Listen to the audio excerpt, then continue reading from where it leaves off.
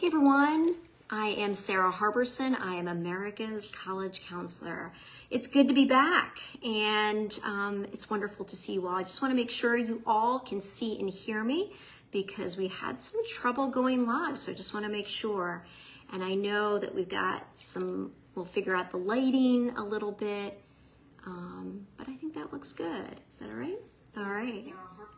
So again, we had some trouble getting on, so I just want to make sure everybody can see and hear me and you can start asking questions. This is a super busy time of the year. I'm getting some emojis, so I know you can see and hear me good. For those high school seniors, there are going to be a lot of early decision and early action programs that are going to be releasing decisions in the next couple of weeks and really until the end of January. So you just want to be aware. Thank you, Chris, for letting me know. Here come those questions. So those high school seniors are definitely awaiting those decisions for early decision and early action. We've got the University of California system and the California State University system. Those applications are due tonight. We've got early decision 2 deadlines coming up and regular decision as well, even some merit scholarship deadlines. So we've got a very busy time of year for those high school seniors. For high school juniors, you are going to be getting your PSAT scores back any day now, so we might get some questions about that. And high school freshmen and sophomores, if you can believe it, you're going to begin to start picking your classes for next year, or maybe even thinking about what you should be doing this summer. So I'm happy to answer some questions as always. We've been doing these Facebook Lives from the very beginning. They're all recorded and you can find them on Sara Harberson on my Facebook page, or even my original Facebook page of Admissions Revolution. But let's get right into these questions. The first one, the FAFSA application asks at the end about gender and race and some other personal questions. There's an option to decline to answer. Do you have any suggestions about that, and if it matters if we answer those questions? I would say that you have to remember who the FAFSA is going to, and the FAFSA is going to be handled by the financial aid office, not the admissions office. So I don't think it's a big deal whether you answer it or not. Those questions will also appear on a student's application or supplement, and that goes to the admissions office. But when it comes to the FAFSA, I think it's totally your call, but I would generally recommend that students be consistent. Whatever information they provide on the application, if there's a similar question on the financial aid forms, to answer it similarly. Next question. My son is finding out his early decision results on the 10th, December 10th is my guess, and he's very nervous. Any tips for managing anxiety? I think this is a really great question. Some things to keep in mind and some things to keep feeding to your kids in terms of messaging. Number one, that he did everything he possibly could. He did his best work to get that early decision application in, and almost always, because that early decision school is their top choice, the student really puts everything they have into that application. That's number one. Number two, early decision is always going to give the student a higher chance of admission. So their chances of getting admitted are always going to be higher in early decision 1 or early decision 2 if the college offers those 2 rounds. Another thing to keep in mind is to tell your child that the result that comes from that early decision program means nothing about their self-worth, means nothing about success in the future. It just is going to determine whether or not that student goes to that institution. And I know that's very hard for teenagers to wrap their brains around, but the truth of the matter is that most students are going to be there. You guys are letting me know you can hear and see me good. The truth is that students are going to be highly successful at a lot of colleges on their list. So as much as I'm excited for those early decision results to come in, there are going to be a lot of acceptances still coming through in early action and regular decision. And another thing, and we just talked about this in our Application Nation Class of 2023 Zoom call tonight, it's important to have a conversation with your child before those decisions come out, whether they applied early decision, early action, or regular decision. Sit down with them and come up with a plan, because You want them to have a plan in place about when the decisions come out, where they're going to be, because ideally they shouldn't be in school around classmates, around their friends. I often will recommend that they wait until they're home and there's a family member close by when they're checking those decisions. And at this point, most of the decisions are coming online electronically. Next question. Hi, Simona. Simona, thank you so much for joining us for Facebook Live. We just had you in the group for our previous Zoom call, so thank you, thank you. Hi, Lola is gonna reach for the stars and apply to Princeton. How important is the graded paper submission?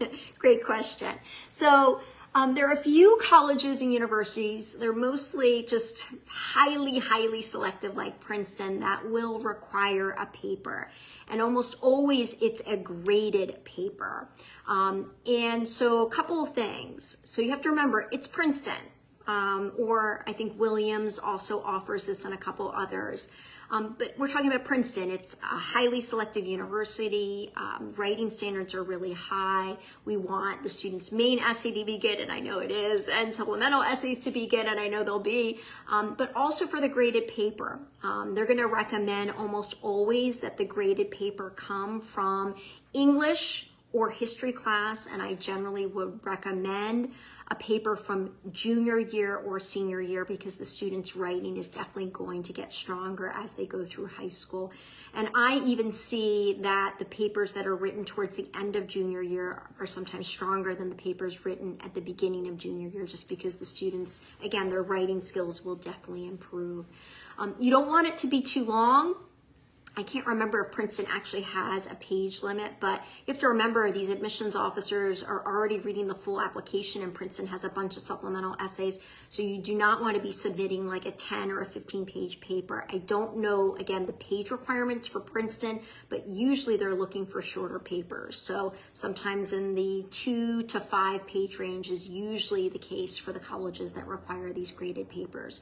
And you want the teacher's comments and the grade that the student got on the paper right on there as well. Next question, is it okay for a senior to take only 5 academic classes? If a student got rejected from early action, can they reapply for early decision 2? So 2 great questions, and if we could just leave it up for 1 second so I could see it. Is it okay for a student to take 5 academic classes? That is what students are expected to take, and they're really not expected to take more than that. So colleges want to see a student take English, math, science, history, and foreign language for all 4 years of high school. And so if you are looking at some of my old blogs, one of the most read blogs that I have out there is about my 5-4 plan, and it follows and it gives advice to students applying to all different types of colleges. But 5 classes is really all colleges will expect. Now that being said, there are going to be some high schools where the norm is to take 6 or 7 academic core classes, but really 5 core academic classes is all you need. The second question was, if you get rejected from early action, are you allowed to apply to that college's early decision 2 program? No, you are not. You are usually not permitted to reapply to an institution until the following year. Okay, next question. Are there advantages or disadvantages to paying for college without need-based financial aid? Okay, this is a very complex question. There are going to be a handful of colleges. It's very hard to find them because oftentimes they will not admit to this, but there are going to be some colleges that have what's called a need-aware admissions policy, and that means that they will factor in a student's ability to pay into the admissions process. Again, it's very difficult to find that information on colleges' websites. Sometimes you actually have to call them and get it, from them directly, from someone in the admissions office. In that case, if you're not applying for need-based aid or you're not qualifying for need-based aid, sometimes that can help the student's chances. I think you have to look at what the college offers in terms of need-based financial aid, because it's going to vary tremendously. There are going to be some highly selective colleges that will meet a student's need 100%, and that will not include any loans. But most colleges, if a student is applying for need-based aid, there's usually a loan component to their package or their financial aid award.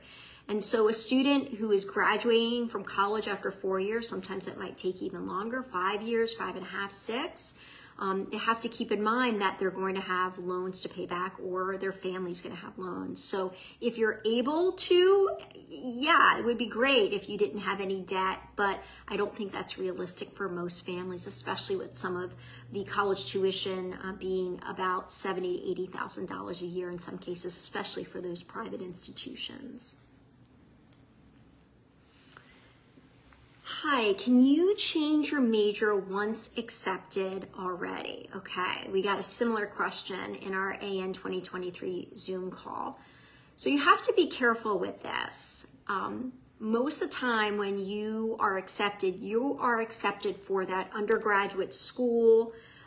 So let's say you're applying to the business program at a big university. If you've applied for that undergraduate program, you are going to be admitted for that undergraduate program.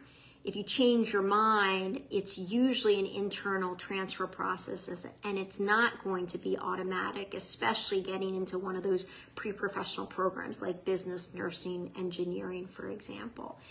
If you want to change your major within an undergraduate school, that's usually very easy. You're not declaring your major until usually sophomore year of college, so it's very easy to do that. But if you get admitted to the Arts and Sciences program at Villanova University, this example just came up in our Zoom call, but you want to be in the business program at Villanova, that's going to be tougher. And so again, it's usually an internal transfer process. Over the years, I've heard and seen and been on the receiving end of students contacting me, especially I remember when I was working at Penn, you know, after they've been admitted, they contact me. This is before they start freshman year, and they will say to me, you know, I've changed my mind. I don't want to be in the engineering school. I want to be in the arts and sciences program. And that was a difficult conversation because we admitted the student for the specific program that they listed on their application. So almost always they were really stuck in that undergraduate school that they were admitted to. But again, the majors within undergraduate school, very easy to change, and it happens often.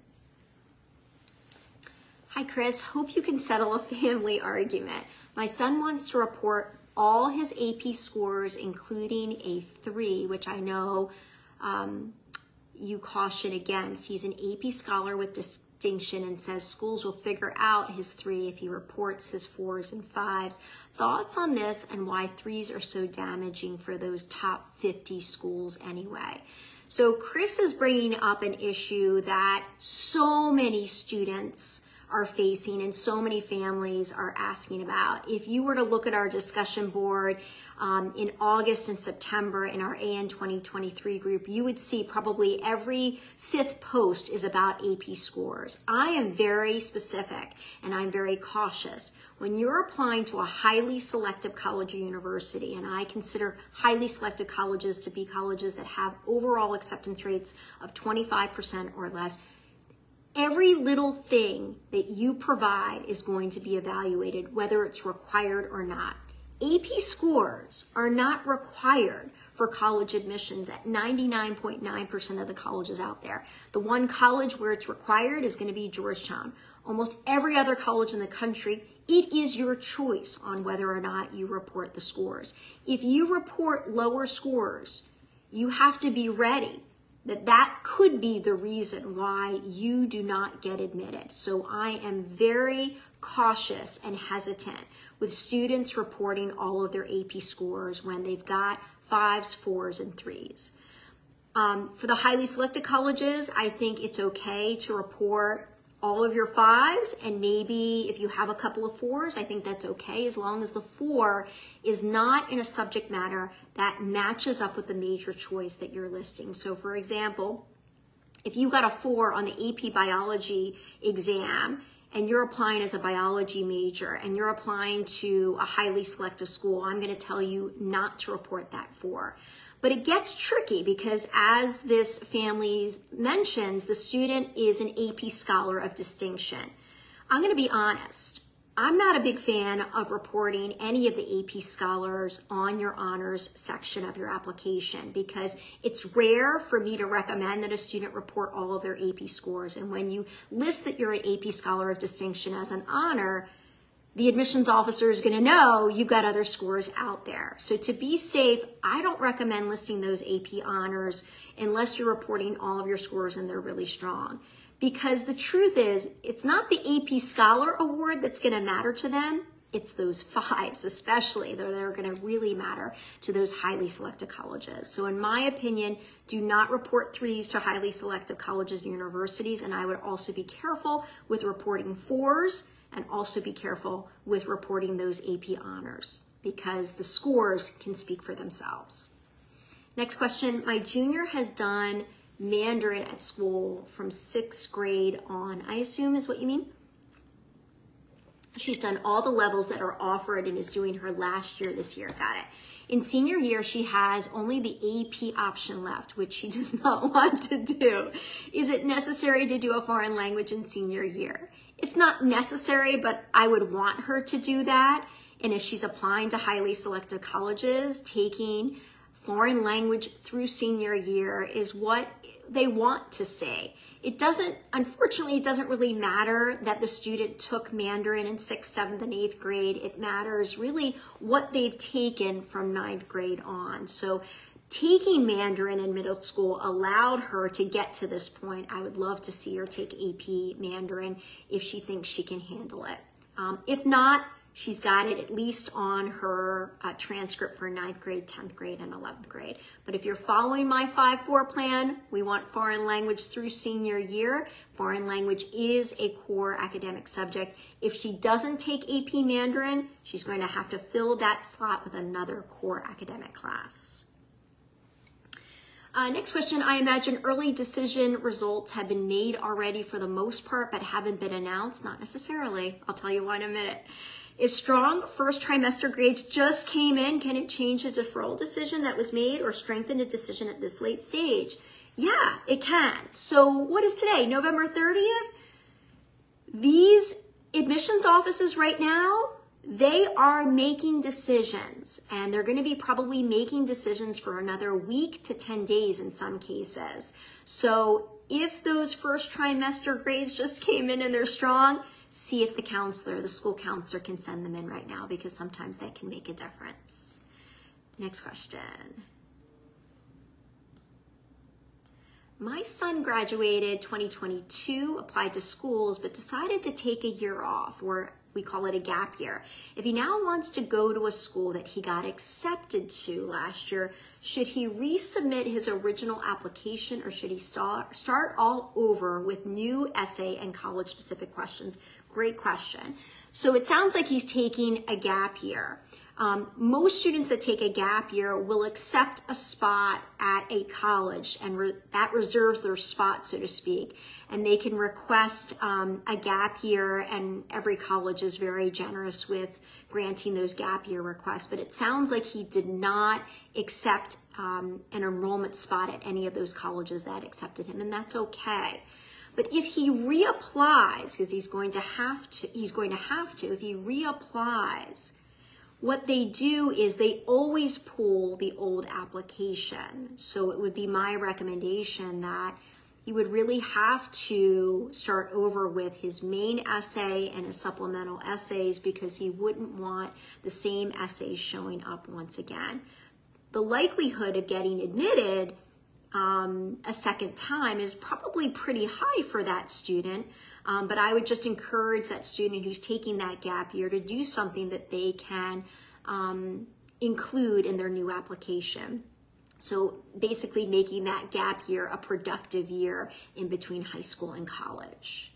And that same advice goes for transfer applicants. If there are any students thinking about transferring, if you apply to the college as a high school senior and you apply again as a transfer student, again, you've got to have new information in there, brand new essays as well. Next question. Hi, so excited to be on with you. Absolutely, it's good to see you. My daughter wants to be a pre-med major. She is a sophomore looking for summer programs. What is the best type of program to develop that passion and also position herself in the application process? For example, she is debating between a neuroscience credit-based class at Tulane and a general pre-med 2-week Oxford program run through Scholastica. So great question, not only because pre-med is a super popular track for applicants and college students, but also it brings up a topic that is in the news right now, these summer programs that are available to high school students. I think it was the Washington Post did an article over the past couple of days. I wasn't able to access it because I don't have a subscription, but a lot of our AN families basically provided me with the article, and I think it's an important article to read. I've been saying this and I've been writing about this for years, but I'm glad the Washington Post is now writing about it too. You have to be careful with these programs that are designed specifically for high school students. Number one, they're really expensive. I call them pay-to-play programs. Number two, they can suggest privilege, and especially among the more selective colleges, they're trying to reduce the advantage that privileged students get in the admissions process.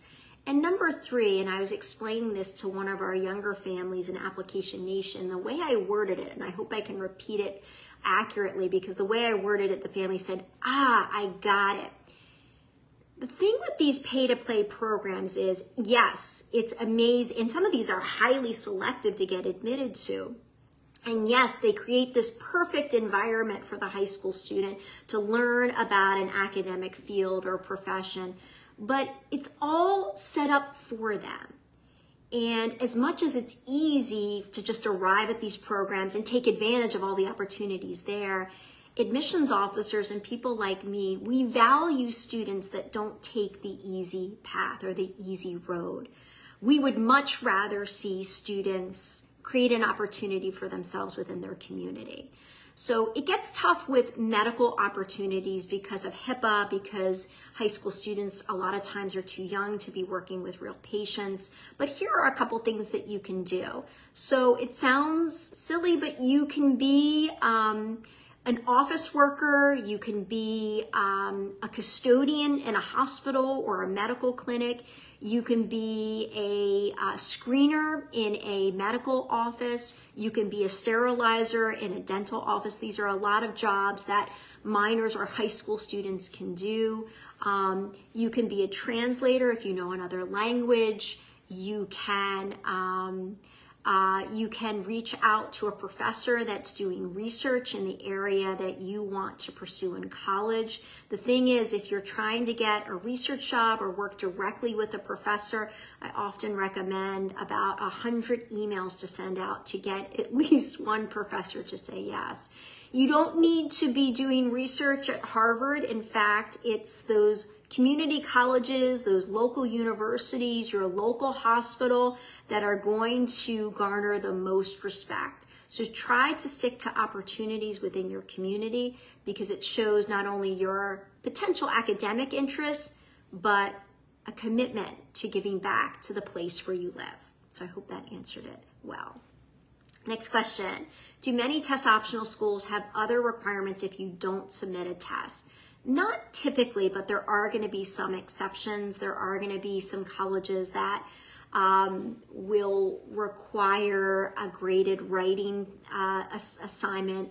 That's something that when I worked at Franklin and Marshall as the Dean of Admissions, we required it if a student did not submit test scores. But it's pretty rare. At this point, test optional is so common, and most of the time there aren't additional requirements. That being said, it just makes everything else that is required even more important, and especially when it comes to the student's transcript. So if you're not submitting scores, let's say to a selective college or university, you want to make sure that your transcript is extremely strong because that's going to make you more competitive without scores. My son applied early decision to Williams and submitted the optional graded paper and supplemental essay along with very high SAT scores and GPA. Do you think this will help his chances? Also, how influential are the letters of recommendation? Well, Williams is kind of a dream school. It's a dream school for me. We were just talking about it in one of the AN groups today because it was the younger group. Someone was asking, you know, what my thoughts were about Hamilton versus Williams, and both are incredible small liberal arts colleges. Williams is probably has the lowest acceptance rate or very close to it for small liberal arts colleges. So I would say Williams, Amherst, Pomona, Hamilton is close to it, but not as low as Williams. So you just have to keep in mind that it is a highly selective university and probably one of the most selective colleges, in the country. But when you apply early decision and you're highly competitive, it's definitely going to increase your chances of admission. And sometimes the acceptance rate in early decision, even at a highly selective college, could be twice as much in early decision compared to regular decision.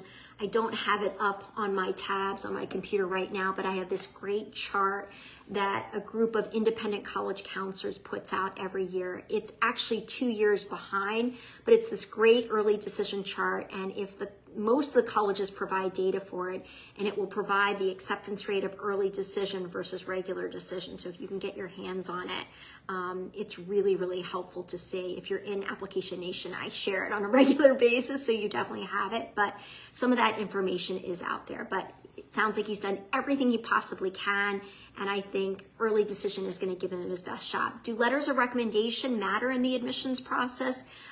At a smaller college, at a highly selective university, yes, they're going to matter a lot more. And what I'm seeing at a lot of colleges is they're reducing the numbers of letters of recommendation at some colleges or eliminating that requirement entirely. So when you see Williams requiring letters of recommendation, they are going to get read and evaluated. And it's usually the letters that matter are going to be the letter from your school counselor, your college counselor of record, and usually 2 academic teachers. Hi, Vicki. How do competitive colleges view dual enrollment history classes over the summer?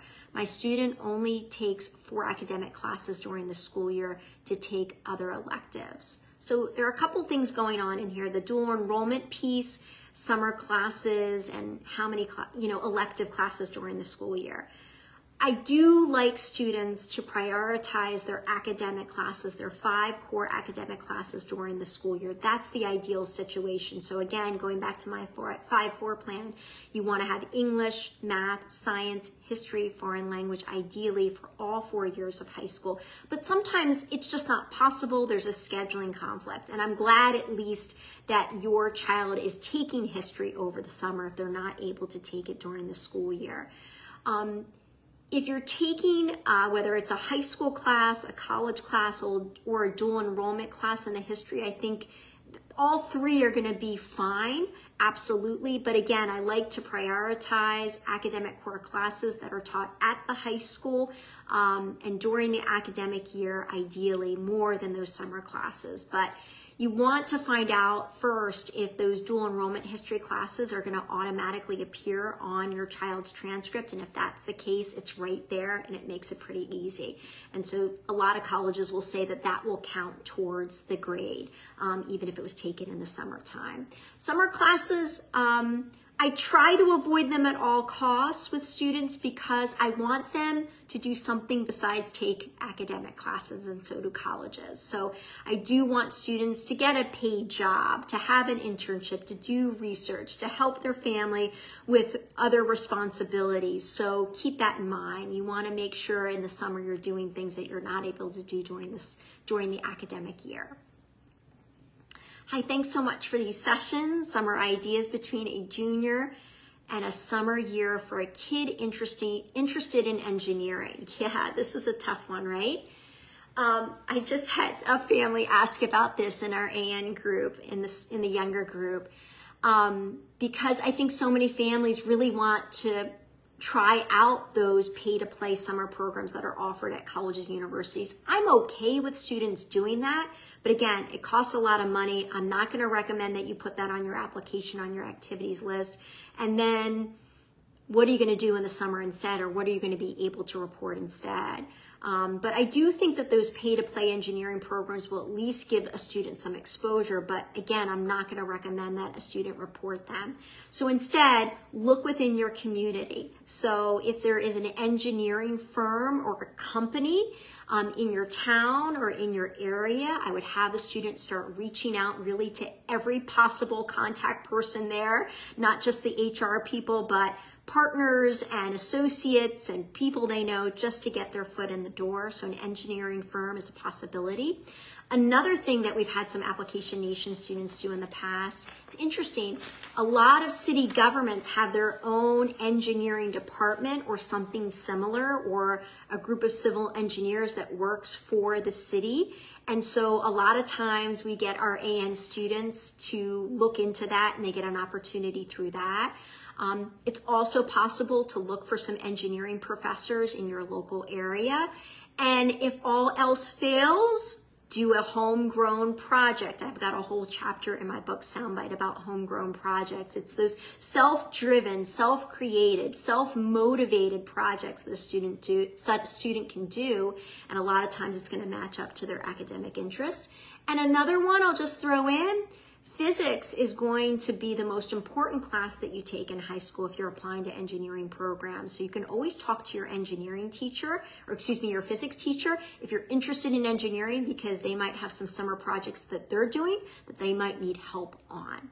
And maybe one more idea, some communities, some school districts, some towns will do some engineering day camps for younger students. And a lot of times we've got some AN students being camp counselors at those engineering camps in their communities. So a couple of ideas. Next question, how does one find out the school-specific acceptance rates and GPA and test score stats at a given university? I assume the common data set acceptance rate data is an aggregate of all schools at the university. That's right. So this parent is talking about the CDS, the common data set. And in Application Nation, we talk a lot about the common data set because almost every college provides admissions data on the common data set. And so we rely on those common data sets for a lot of good insight into their admissions process. So yes, you can get the overall acceptance rate on a college's common data set, but it will not list the individual undergraduate programs or majors on the common data set. And frankly, it's rare to find that information anywhere. There are going to be a handful, and they tend to be the public universities that will provide not only overall acceptance rates, but the acceptance rates at the individual undergraduate programs right on their website. I haven't looked at it in the past, but I remember UMass Amherst was a public university that used to do this, so check it out. Other than that, you just have to assume you're not going to get your hands on this information, but if you're looking for the acceptance rate for the business school, the engineering school, you have to assume that that acceptance rate is going to be a fraction of the overall acceptance rate for the university. All right, one last question. My son is not thrilled about his ACT score, so he wants to go test optional to UNC, NC State, etc. Do those schools look more harshly on kids who don't report, and do you get put in a different pile? I think UNC just went back to requiring standardized tests this year. So did the University of Tennessee. So you'd want to just double check that. But in general, Shelley, what I've been seeing with colleges that continue to be test optional is that it is harder for those students to get admitted who are not reporting scores.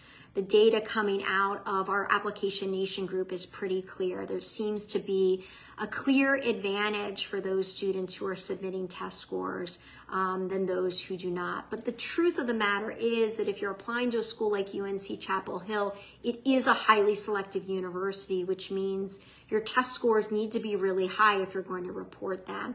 And if you report lower scores or you don't report them at all, it's going to be much more difficult to get admitted.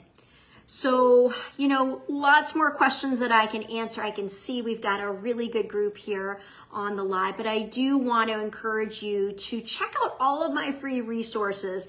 I do a Facebook Live once a month, but I've got a ton of free resources on my website, saraharberson.com.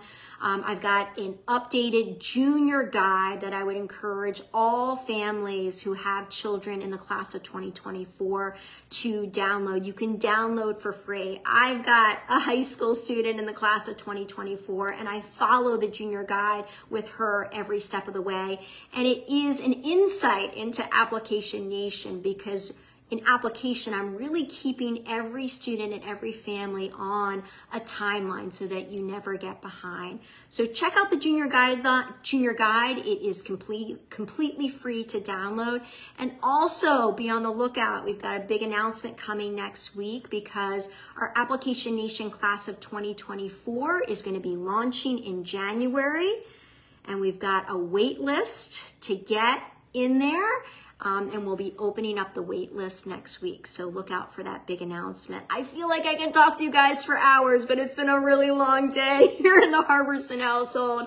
And I encourage all of you to, you know, look at my blogs, look at all the free guides, and consider Application Nation. I saw a bunch of Application Nation families on here tonight. So thank you for joining me, and have a great night. Take care. Bye-bye.